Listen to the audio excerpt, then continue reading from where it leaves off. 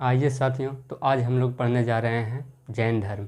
जैन धर्म जो कि प्राचीन इतिहास का एक पार्ट है। तो जैन धर्म में कुल 24 तीर्थंकर हुए, जिसमें 24वें तीर्थंकर महावीर जैन थे। और इसके पहले तीर्थंकर आपके ऋषभदेव यानी जिन्हें आदिनाथ और वृषभनाथ के नाम से भी जाना जाता है। तो 22वें तीर्थंकर पहले के बाद दूसरे, तीसरे या चौथे जो भी थे उनके बारे में कुछ ज़्यादा साक्ष्य नहीं मिले हैं। और 22वें तीर्थंकर अरिस्टिनेमी थे, जो कि इन दोनों का नाम ऋग्वेद में दिया हुआ है। इन दोनों का नाम ऋग्वेद में दिया हुआ है। 23वें तीर्थंकर पार्श्वनाथ थे। पार्श्वनाथ जिनका जन्म काशी में हुआ था, काशी यानी बनारस में। इनके पिता अश्वसेन थे, जो काशी के राजा थे। ये 30 वर्ष की आयु में ये अपना घर त्याग दिए और निकल गए ज्ञान की प्राप्ति के लिए। तो इनको ज्ञान प्राप्ति संवेदन पर्वत पर 83 दिन में हुआ था। इन्हें ज्ञान की प्राप्ति संवेदन पर्वत 83 दिन में हुआ था, जो कि संवेदन पर्वत आपके झारखंड के गिरिडीह जिला में संवेदन पहाड़ी के नाम से जाना जाता है। इन्होंने 4 शिक्षाएं दी: सत्य, अहिंसा, अस्तेय और अपरिग्रह, जिसे महाभारत के नाम से भी जाना जाता है। तो सत्य यानी हमेशा सत्य की राह पर चले, अहिंसा यानी हिंसा नहीं करें, अस्तेय मतलब चोरी न करें, और अपरिग्रह मतलब होता है कि धन को संग्रह नहीं करें। और पांचवा महाभारत दिए वो महावीर जैन के द्वारा दिया गया है, ब्रह्मचर्य का, जो कि महावीर जैन के द्वारा ये दिया गया है। तो आइए अब महावीर जैन के बारे में देखते हैं। महावीर जो कि जैन धर्म के 24वें तीर्थंकर थे, और इन्हें जैन धर्म का वास्तविक संस्थापक भी कहा जाता है। तो महावीर का जन्म 540 BC यानी 540 ईस्वी पूर्व कुंडल ग्राम वैशाली में हुआ था। इनका बचपन का नाम वर्धमान था। इनके पिता सिद्धार्थ थे। इनके पिता का नाम सिद्धार्थ, जो कि ज्ञात्रिक कुल के थे। तो इनकी माता त्रिशाखा, जो कि लिच्छवी के राजा चेटक की बहन थी। लिच्छवी के राजा जो कि जिसकी बेटी से बिंबिसार का शादी हुआ था। तो ये महावीर और बिंबिसार एक दूसरे के संबंधी भी थे। और महावीर के भाई का नाम था नंदीवर्मन। इनकी पत्नी का नाम था यशोदा। कंफ्यूज मत करिएगा, क्योंकि गौतम बुद्ध की पत्नी का नाम था यशोधरा। तो कई लोग कंफ्यूज हो जाते हैं यशोदा और यशोधरा में। तो याद रखिएगा, महावीर की पत्नी का नाम था यशोदा, और इनकी पुत्री का नाम था प्रियदर्शिनी। महावीर की पुत्री का नाम था प्रियदर्शिनी। इन्होंने 30 वर्ष की आयु में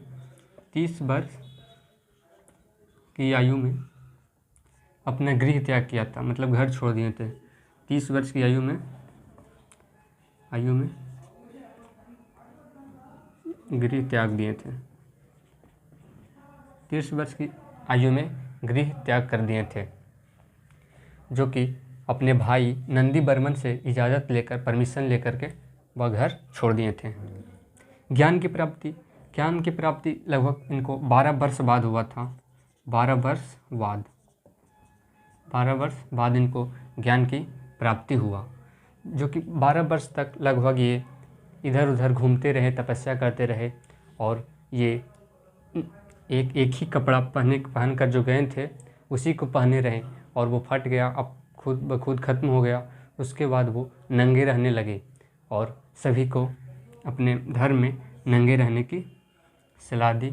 और ज्ञान की प्राप्ति इन्हें जाम्भिक ग्राम साल वृक्ष के नीचे ऋजुपालिका नदी के किनारे हुआ था। 12 वर्ष पश्चात जाम्भिक ग्राम साल वृक्ष के नीचे ऋजुपालिका नदी में हुआ था। ज्ञान प्राप्ति को इसे कैवल्य कहा गया। यानी कैवल्य की प्राप्ति, कैवल्य की प्राप्ति, ज्ञान प्राप्ति को जैन धर्म में कैवल्य कहा जाता है।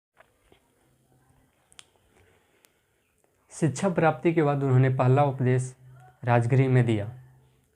राजगृह जो कि आज इसे राजगीर के नाम से जाना जाता है। उनका प्रथम शिष्य जमाली था, जो कि उनके दामाद थे, उनकी पुत्री प्रियदर्शिनी के पति था। उन्होंने उपदेश दिया कि संसार दुखमय है तथा दुख का कारण कर्मफल है। मतलब संसार दुखों से भरा हुआ है और दुख का कारण उसके कर्म ही हैं। मुक्ति के लिए उन्होंने, दुख से मुक्ति के लिए उन्हें त्रिरत्न दिए, जिसे सम्यक ज्ञान यानी वास्तविक ज्ञान, जिसे वास्तविक ज्ञान, वास्तविक ज्ञान, वास्तविक ज्ञान, सम्यक विश्वास यानी शुद्ध विश्वास। मतलब सम्यक मतलब क्या, सम्यक मतलब तो शुद्ध, वास्तविक मतलब विश्वास, सच्चा विश्वास, सच्चा विश्वास। सम्यक आचरण मतलब सही आचरण, जो कि दुख और सुख में आचरण एक प्रकार का हो, वही सम्यक आचरण।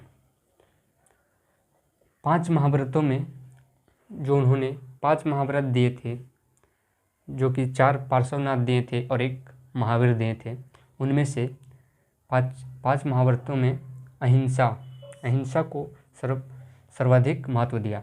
महावीर ने 5 महाव्रतों में अहिंसा को सर्वाधिक महत्व दिया। उन्होंने आत्मा, पुनर्जन्म, कर्म, मोक्ष में विश्वास करते थे। महावीर स्वामी ने संघ की स्थापना की, जिसमें 11 अनुयायी थे जो गंधर्व कहलाए, और उनके 2 शिष्य थे, स्थूलभद्र और भद्रबाहु। तो उनकी मृत्यु 468 BC पूर्व पावापुरी में हुआ। पावापुरी जो कि नालंदा जिला में है। 72 वर्ष की आयु में उनकी मृत्यु हो गई। इसके बाद जैन धर्म 2 भागों में विभाजित हो गया, दिगंबर और श्वेतांबर। चंद्रगुप्त मौर्य शासनकाल में 12 वर्ष का अकाल पड़ा, जिसमें भद्रबाहु अपने अनुयायियों के साथ दक्षिण भारत की ओर चले गए, और 12 वर्ष बाद जब उन्होंने लौटा तो देखा कि मगध में परंपराएं बदल रही है, जो कि स्थूलभद्र के नेतृत्व में हो रहा है।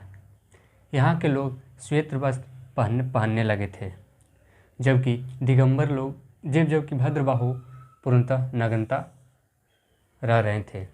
तो इस समय इनके बीच मनमुटाव हुआ और ये 2 भागों में टूट गए, एक श्वेतांबर और एक दिगंबर।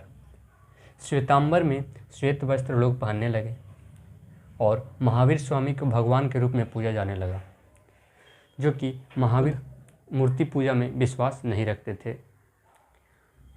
तो इनके नेतृत्व में ये पूजा जाने लगा, और भद्रबाहु जो कि दिगंबर में टूट गया, उनका कहना था कि महावीर स्वामी सामान्य पुरुष ही थे, वह अपने इंद्रियों को बस में कर लिए थे, इसलिए उन्हें ज्ञान की प्राप्ति हुआ।